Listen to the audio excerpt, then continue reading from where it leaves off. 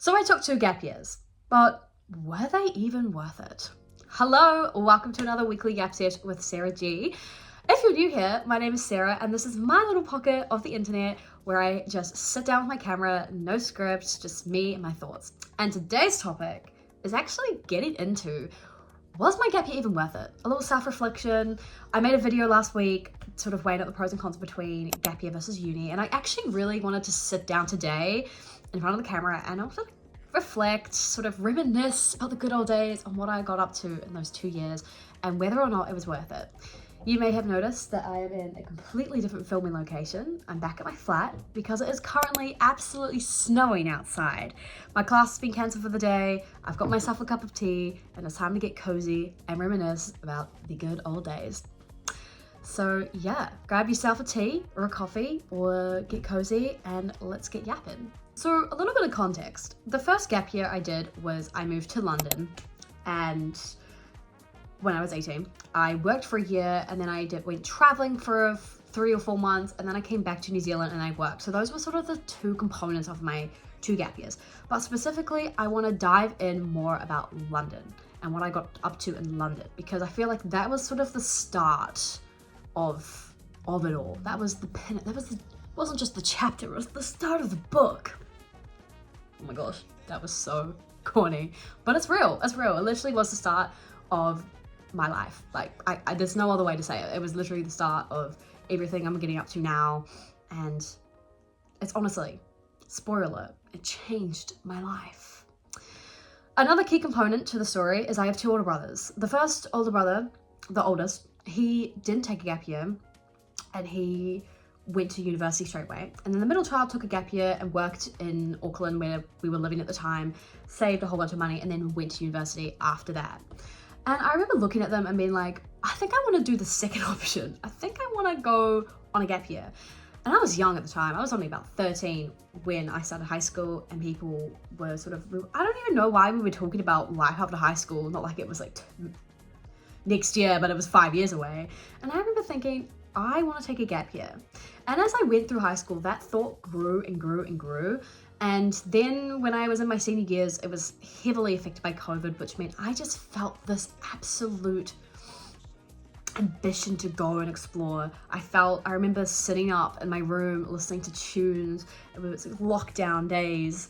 And I remember sitting there and like, I want to go travel. I want to go to London. I just want to go somewhere that's not New Zealand. And I think a lot of people felt like this because after COVID, obviously, a lot of travel took place for the world being closed down. And I generally think that COVID definitely pushed that dream of mine to go to London even more, because 13, I didn't really think about it. But when I was about 16, sort of peak lockdown days, it was that when the dream was starting to form and press on my imagination. So I moved to London when I was 18. I made it happen. And there's this whole global work and travel debacle. I will link it down below. It's probably it is my most watched video. So definitely go check it out, because if you are thinking about taking a gap year and you've seen them come up on your feed or your For You page, or you've heard about them, I'm just gonna say don't go there. And I'll watch the video. It will show you why. So there are many pros to the whole London thing. Obviously, there is the growth arc. I was 18. I had never really lived without my parents. And here I was on the other side of the world, having to live without my parents. Things went wrong, obviously. I got a real bad job at the start of the experience. I signed into a flat really quickly because I didn't really know that that's something you shouldn't really do.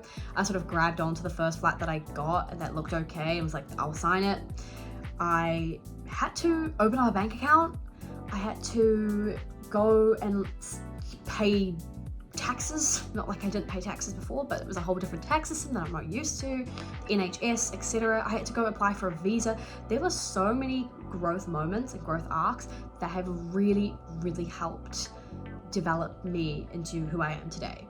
Definitely one that really sticks out for me, and that's something that I always think about, is budgeting. I'm a broke student right now, and where does that come in handy? Budgeting comes in so, it just is so good to have this knowledge. I had to learn how to budget because I was so broke in London that I had to learn how to be good with money, and I was trying to save for a really exciting trip, and I'm so glad I learned how to budget. But this was the sort of character development that's so crucial to who I am today. I became incredibly confident in who I was and myself and my ability, because I had to sort of I had to step into the big girl undies, you know. I had to really be an adult. I had to make adult decisions. It's decisions I've never come across, you know. There are so many things that happened in that 1 year that really shaped who I was. The second sort of thing that really stood out in terms of pros is I got to call the shots. I got to have this freedom. There is this really exciting thing that happens when you graduate high school where you go, I'm free. High school is so regimented, and during COVID, it was a weird time just in the world in general, when we had so many rules and regulations. There was mask mandates, there was vaccination mandates, and a lot of people don't like being what to do, especially as adults. And when you're sort of a teenager, you don't really have an option. You sort of have to sort of be told what to do. But I'm not like that. I like to have an independent mind, and this gap year really makes sense into why I wanted to go far away, is because I wanted to have an independent mind. In high school, I was definitely a rule follower, but I didn't necessarily like being told what to do. And in London, there was no one telling me what to do. And you can imagine, I think it's quite similar when people come to Dunedin from parts of the country and they are not with their parents. There's so much freedom because your mum and dad aren't telling you what to do, and you're just like, well, I can do whatever I want. I can have ice cream for breakfast if I really want to. Not that I was going around eating ice cream for breakfast, but I got to do everything I wanted. Like, there was no one telling me what to do. There was no person there was no judgment. And it's like, I could literally wake up and decide that I wanted to go to Italy tomorrow, and I could. And it was awesome. Like, it was so cool. And it really helped sort of build that independent mindset that I know what I want and I'm gonna go get it, because there's no one else. Like, I don't want people to tell me what I can and can't do. Like, I am going to go and chase my dreams to the highest potential. And I feel like London really planted that seed, planted that independent mind, dream chaser seed. Third, I traveled heaps. I traveled so much. I got to travel Europe. I went to America, which was really cool. And traveling is so awesome. Traveling is so amazing, and it's such a really cool thing to do. And I traveled with complete freedom, complete independence. There was nothing sort of holding me back. If I really wanted to, I could have traveled as long as I wanted until the funds ran out. The funds ran out really quick because Europe is very expensive. But I saw some amazing things, some amazing places, met amazing people, and I would never trade that ever. And traveling's a real common thing people do in their gap years. I did it in the second year. I wanted to save a lot and do the whole working thing so I could be able to travel as long as I wanted to. And it was awesome. There was just something so amazing, you know, as Anthony Bourdain says, you know, his best advice to young people is to move.